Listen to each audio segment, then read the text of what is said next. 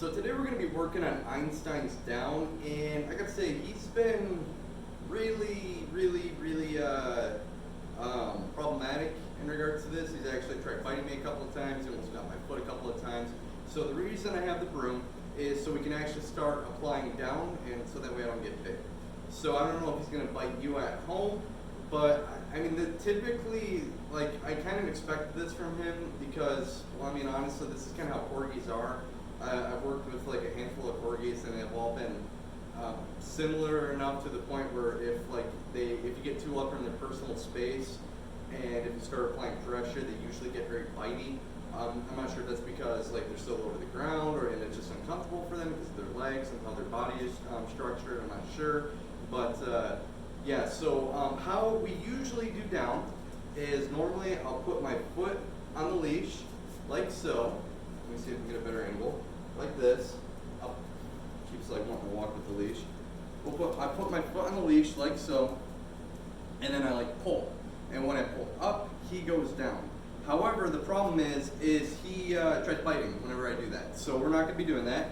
Instead, we're going to be doing something a little bit different, where I'm going to kind of put the broom that I have like right here, just so that way I can actually start like applying some kind of pressure. And I'm going to start applying pressure like that, which actually works just as well. But when we're doing it, we got to tell him down. So I didn't tell him down that time because I was busy talking, but we're going to do it again. So down, no, down. So he got up from his down. That's okay. I'm just going to do it again. Down, just like that, and he actually started complying. So not gonna lie, like this was something that I've never done before. Actually, he's using a broom to kind of like apply pressure. And it's worked out, so you know I don't want to get my leg or my foot bit or anything like that. So we do have to make him understand the pressure. So I mean, he's super sweet. Don't get me wrong. He's just very spoiled. And like this type of like biting, it doesn't come from aggression or anything like that. I know that. He's just super spoiled. And you see this a lot, especially in like smaller dogs like Malteses and Bichon Frises and Chihuahuas. No, down. Because they're often held quite a bit, they're babied a lot. So I can tell that he's really spoiled at home because unlike the last session where he was very confident, he was really into the training. Now that we're pushing him out of his comfort zone a little bit, he's much more timid. He's a little more nervous, and that's okay. That's totally normal, and that's just something that we have to kind of get over. And after we do this enough times, he will get over it. It's just like the down though. Especially applying, like making him go to a down with pressure is something that's a little bit new to him. It's a lot more difficult than doing a sit. So it's putting him out of his comfort zone a little bit, and he's not really sure how to handle that. I think that's mostly why he bit me, is because he's really stressed. Because he's often really spoiled, he's used to getting his way, and he wasn't getting his way. So he just got nervous and tried to bite. I think that's kind of what happened. So we're going to do it again though. Just so that way I can give a better explanation as to like what kind of happened in this session. Here, buddy. So we're going to tell him, okay, let's get over in a little bit better position. There you go. We're going to put broom on the leash. And we're going to say down, down, just like that. And we're going to keep that pressure going until he gives into the down. And now that he did it, we're going to tell him he's a good boy. Down, good boy, good, down, good. So yeah, not being mean, trying to make this a pretty good experience for him, but he needs to understand that, because I feel like he knows it down, but however, whenever I tell him to do it down, or when I try getting him to do it down, originally he was being really, I think he was trying to fight me on it quite a bit. So this will help quite a bit more, just getting him to learn it down much better. If you feel comfortable using your foot, again, how you're going to do it is just up, down. Just kind of like that, you know, you're going to put your foot on the leash. And this time, I feel like he's not going to, like, bite me anymore, unless, like, I start giving him a lot more pressure again. I don't think he's actually going to bite me. I think now that he understands, like, what a down is, I think he's going to be much more willing to do it and cooperate, so we're going to try that now. Come on, buddy. Good boy. So the whole idea of the training is we really want to only have to ask once, because we need to get him much more compliant with obedience in general. So I think he's going to try to jump on me. No.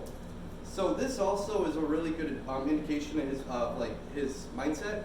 He's really nervous. He's not really sure what I want, and and I'm sure with you guys, this happens a lot, is how he goes to you guys for confirmation. So he gets really nervous in new environments and situations, and if he's nervous, he'll often go to you guys as being like, please tell me, what I want, or what you want from me, and instead he just like will jump on you and try to get like praise and stuff like that. Not praise for doing well, but just like affirmation, I guess is the correct word, just so that way you can like basically coddle him. So we're gonna try it again. Down. He's super sweet. Don't get me wrong. Good boy. Good job. He's really trusting of people, and that's really good. It's just he's so spoiled. And this kind of like behavior that I saw today really shows that. I mean, don't get me wrong. Einstein doesn't know me that well, so this is only our second session together. We don't have an established relationship developed yet. Like, it's getting there. But he just needs, so for me to come in, a guy that barely knows him, and apply like a ton of pressure and stuff like that, I get why he gets nervous.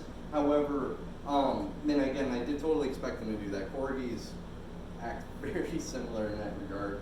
But he needs to not do that. He doesn't, biting is totally not acceptable.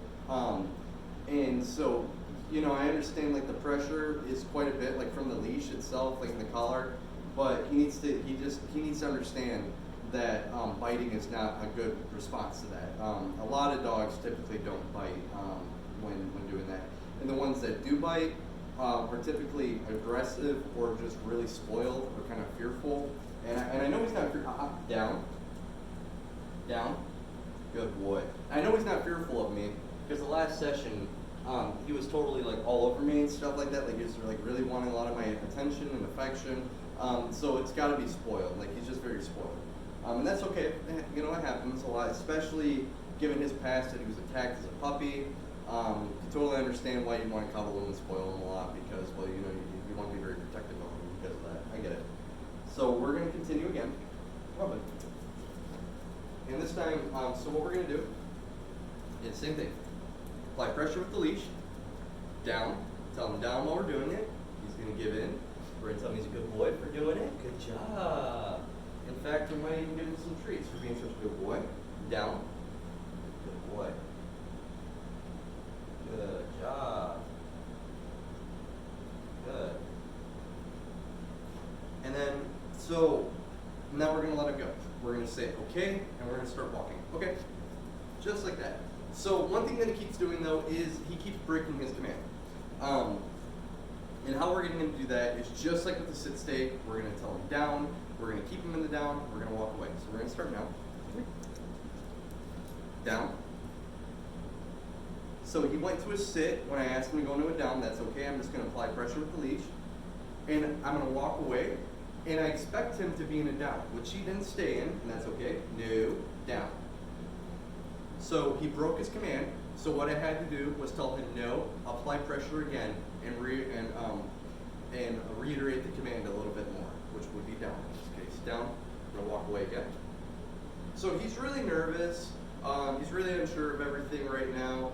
The pressure from the leash really kind of shook his whole world because he knows a sit already, but a down was something kind of new for him. So that's totally fine. So I'm just going to keep his distractions really simple today because, again, he's super nervous. And the more we work on this and the more you work on this at home, he will get more comfortable with it. It's just a little bit of growing pains. It happens with a lot of dogs. Happens especially with corgis, I've noticed. So it's just growing pains. Just working on as much as you can at home, and eventually he'll start getting into it. Just try to make sure that you're making the experience itself really good and really positive, and he'll be going along with it. He'll love it. Down. Let me go back to the side. Tell me he's a good boy for doing a good job. Good job, buddy. It's a good boy. And then we can tell him get up. Okay. Now we're gonna do it one more time, but I'm just gonna introduce a really small amount of distractions. Down. He doesn't know the word down. He doesn't understand it yet. Down. And that's okay.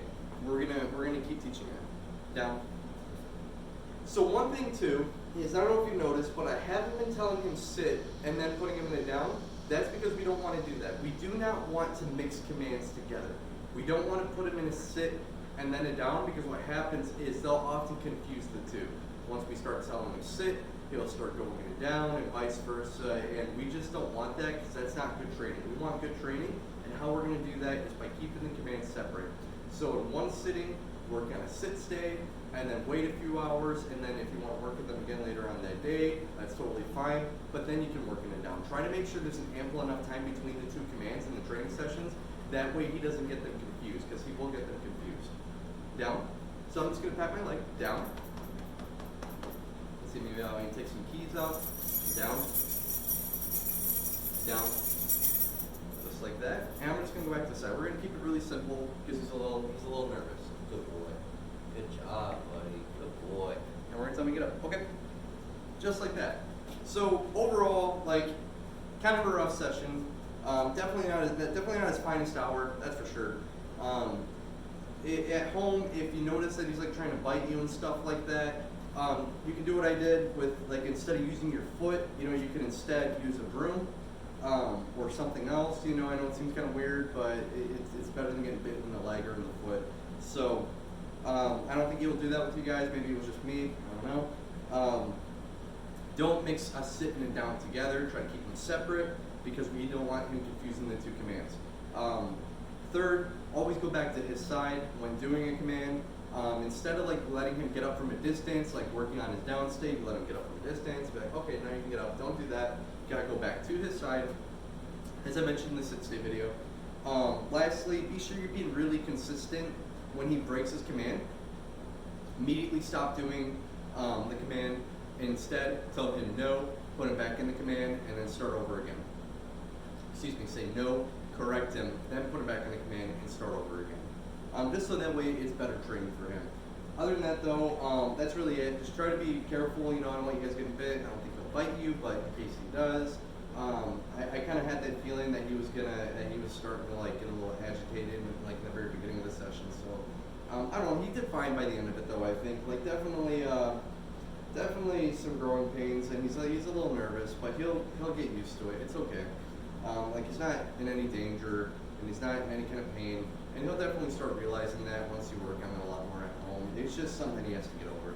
Other than that, though, he did pretty well for the most part. Like, you know, didn't exactly exceed my expectations or anything like that, but he also, but he at least started doing it by the end of the session. So that's really all that we can really ask for at the end of the day, anyways. But other than that, not too bad. But if you have any questions, please feel free to ask. Thank you so much.